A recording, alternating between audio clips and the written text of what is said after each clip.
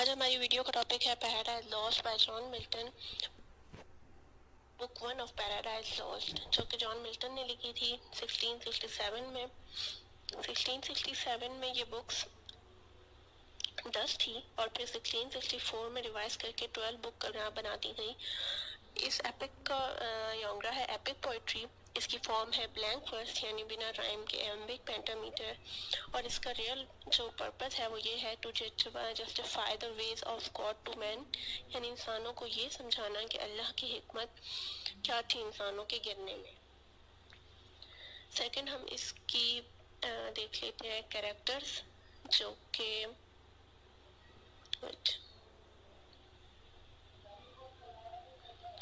First character है Satan, epic का anti hero, गरूर, बगावत और एम्बिशन का सिंबल है ये। बीज़लबब सैटन का राइट हैंड, स्ट्रेटजी और रीजन का सिंबल। थर्ड कैरेक्टर है इसमें फॉलन एंजल्स, मेलोज, बिलीज, कैमोस वगैरह, ये सब एंशिएंट पगन गॉड्स के नाम हैं। और चौथा है गॉड इनडायरेक्टली मेंशन्ड, जाहिर तो नहीं होता लेकिन उसकी पावर और जस्टिस हर जगह महसूस होती है। लास्ट और इम्पोर्टेंट कैरेक्टर इसका है हेवन और हेल। एक तरफ डिवाइन ऑर्डर, दूसरी तरफ जॉस और डार्कनेस। उसके बाद इसके कुछ इम्पोर्टेंट थीम्स हैं।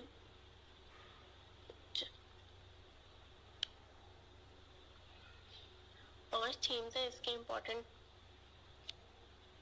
फर्स्ट है प्राइड एंड एम्बिशंस, सेकंड है free will and predestination, heroism and anti hero, good versus evil, losses and suffering.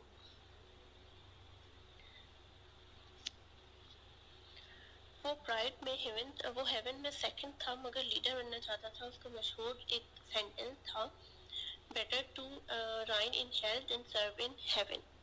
Second है free will and predestination. Milton कहता है सैटन ने अपनी मर्जी से बगावत की है, यानी अल्लाह ने सब कुछ देखा लेकिन जबरदस्ती नहीं की। तीसरा है हेरोइज्म एंटी हीरो। सैटन को हीरोइक स्टाइल में दिखाया गया है मगर उसका कॉज गलत नहीं है। सवाल उठता है असल हीरो कौन होता है इसमें, इस एपिक में असल हीरो।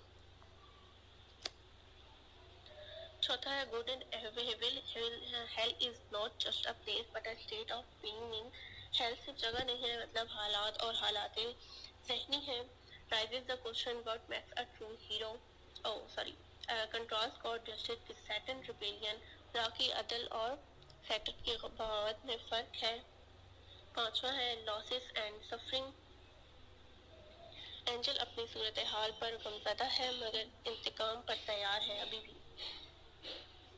नेक्स्ट लिटरेरी डिवाइसेस हैं, जिसमें फर्स्ट है epic convention, invocation of muse. Milton invokes the heavenly muse for inspiration. Milton दुआ करता है हेवनली म्यूज से इंस्पायरेशन के लिए। सेकंड है, बल्कि नहीं उसी का अगला है पार्ट है, in medias the story begin after the war in Yemen. कहानी बीच से शुरू होती है। Epic smiles, extended comparison and Saturn compared to a Leviathan. Leviathan समुद्री मॉन्स्टर से कंपेयर करता है सैटन को। कैटलॉग ऑफ कैमल्स जैसे लिलाद को या एनियाड में सोल्जर का जिक्र होता है। उसके बाद है ब्लैंक वर्स अनराइम्ड एम्बिक पेंटामीटर। हर लाइन में 10 सिलेबल्स लेकिन राइम नहीं होता। ये ब्लैंक वर्स को एक लॉफ्टी और सीरियस टोन देता है। उसके बाद है एल्यूजन।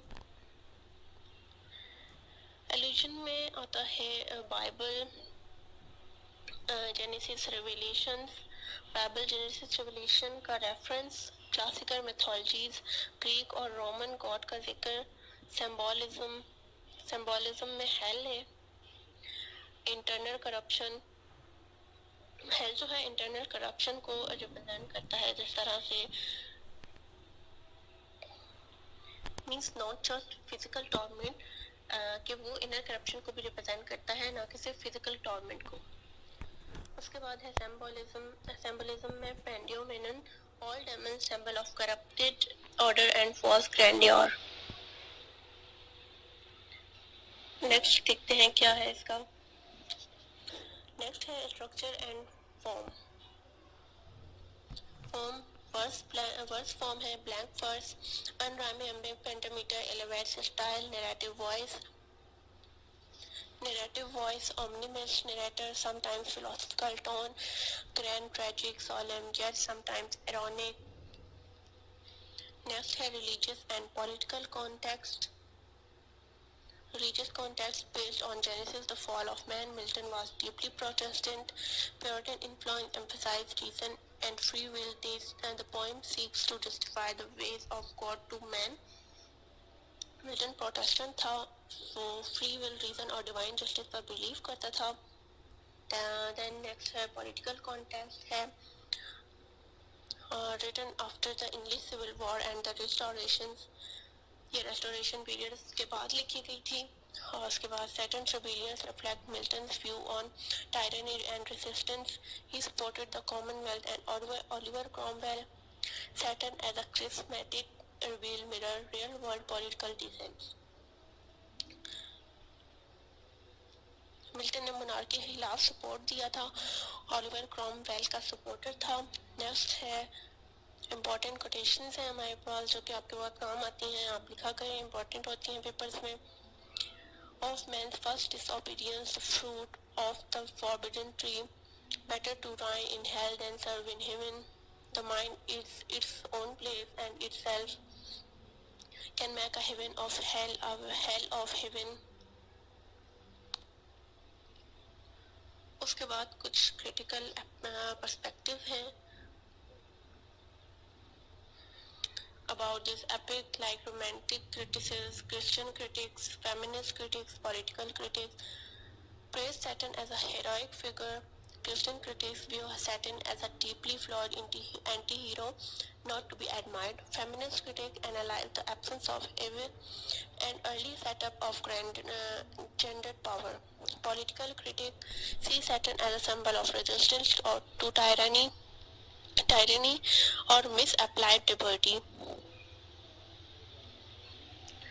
अब हम देख लेते हैं असेंबली को, जो कि लास्ट में मैंने इसलिए बता रही हूँ क्योंकि आपको समझ आए, क्योंकि आप लोगों ने इसके कैरेक्टर्स देख लिए हैं, इसका स्टाइल देख लिया है, सिंबोलिज्म देख लिए हैं, थीम्स देख लिए हैं, कैरेक्टर्स देख लिए हैं. तो अब हम इसकी प्लॉट समरी की तरफ आते हैं. तो प्लॉट समरी में ये बताती है कि बुक का आगाज़ इन मीडियाज रेस से होता है, यानी कहानी बीच में से शुरू होती है. सैटर्न और उसका साथी फॉलन एंजल को हेवन से निकालकर हेल में डाल दिया गया होता है. सैटर्न बर्निंग लेक में गिरा होता है, जहाँ जब उसको होश आता है तो उसे पता चलता है कि वो आग के दरिया में गिरा हुआ है. अपने सबसे करीबी दोस्त बीजलबब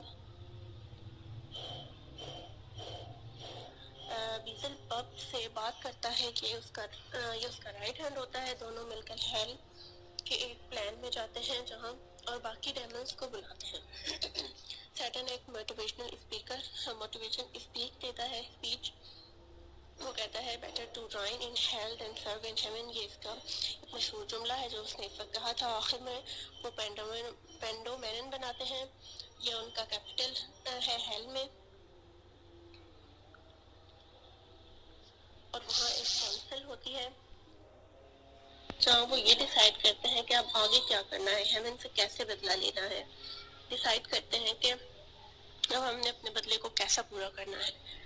सो ये था हमारा लास्ट में कंक्लूजन है, वो भी मैं आपको बता देती हूँ ऐसे. Book 1 of Paradise Lost sets the epic stage for one of the greatest theological and literary exploration of rebellion, freedom, and divine justice. Through a powerful and complex portrayal of Saturn, Milton not only redefined the epic hero but also forces reader to grapple with deep moral and existential questions.